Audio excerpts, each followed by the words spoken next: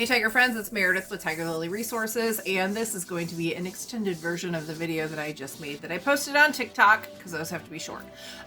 So in a previous video that I did, I shared some numbers of research that I did of a local posting board for opportunities to purchase people for sex in one metro area on one website, and it was roughly about 89,000 opportunities.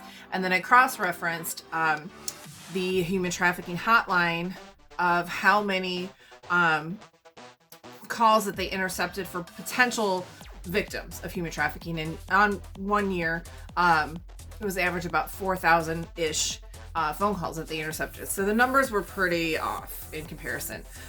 Not saying that all those 89,000 listings are exactly human trafficking, but a lot of them most likely are. So I took it a little further, and I'm digging into my research for this, and been looking on the Attorney General's websites, because that's where nonprofits go to get registered, and that's where human trafficking things are put through, as the Attorney General's offices. Looked on there to find more resources for other services that are serving survivors. Like, I want to find out how many beds there are in the country right now to actually be able to care for survivors of human sex trafficking. And so the human trafficking hotline is a database, or is a service that you would call into to report things, but it's also a database of services, which the human trafficking hotline is powered by the Polaris Project. So the Polaris Project is a research organization, and they pull data together, and they do a lot of like report cards and things like that. So I went on their website and looking up different reports and things, and the newest report that I found for how many beds there were in the country was from 2013. Well, that's really old. That's in the scheme of anything, that's really old, let alone in the world of human trafficking. A lot has changed and rearranged in the last almost 10 years that report was made. And at that time, there was 663 beds in the country that were specifically serving trafficked victims, and 26 states did not have any services at that time. I can bet that that's changed since then. So I was looking at the bottom of their website, and they have a disclosure that shows how they're funded. So they have a large fund that comes from federal funding, and then they have a smaller fund. I think it was like 70-something% comes from federal, and 20-something% comes from private sector. So in total, they are funded with $8 million annually. Now, again, that goes for their research, their staff, obviously their operations, and it goes for the human trafficking hotline.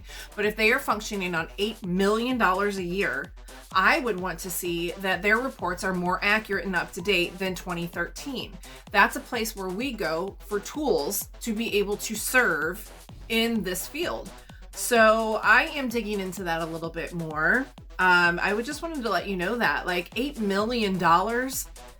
And this is not meant, again, to throw anybody under the bus, but this is meant for us to be doing much better. Like, if I had $8 million for Tigerlili Resources, do you have any idea what we could do with that? How many people we could serve with that? Like, that is like, you know, the windows of heaven opening up and pouring on us. So $8 million for an organization who is probably quite large, you know, as far as staff and operations and things like that, I would want to see them be more up to date. So I also, I had called into the trafficking hotline before, and I spoke with somebody about wanting to get this information, and somebody was supposed to call me back or email me, and I didn't get a response back.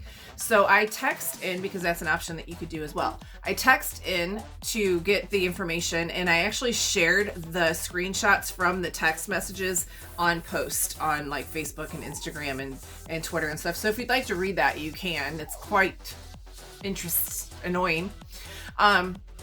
Again, this is not to throw anybody under the bus, but this is a massive problem in our country. This is one of the biggest crimes in the world, definitely fastest growing, and it's the most lucrative for those who are involved in it. It's a multi-billion-dollar industry, and it's detrimental. So there are an innumerous amount of victims that need to be cared for, and If the reports haven't changed, just say, which I know this is wrong, but say there's 662 beds to serve survivors of human trafficking in the country, with 89,000 opportunities to purchase somebody for sex in one metro area, not counting the rest of the country, and 4,000 calls intercepted by the human trafficking hotline. There's not enough services out there for these victims. So the biggest challenge, and I know because I've called into the hotline with survivors, the biggest challenge is getting accurate, up-to-date information on where to put them, and then there's just not enough.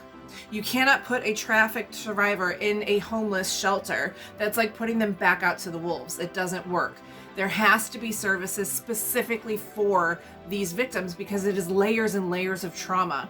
So folks, just roll that number around in your head with me, please, of $8 million for an organization that is specifically to produce data and reports.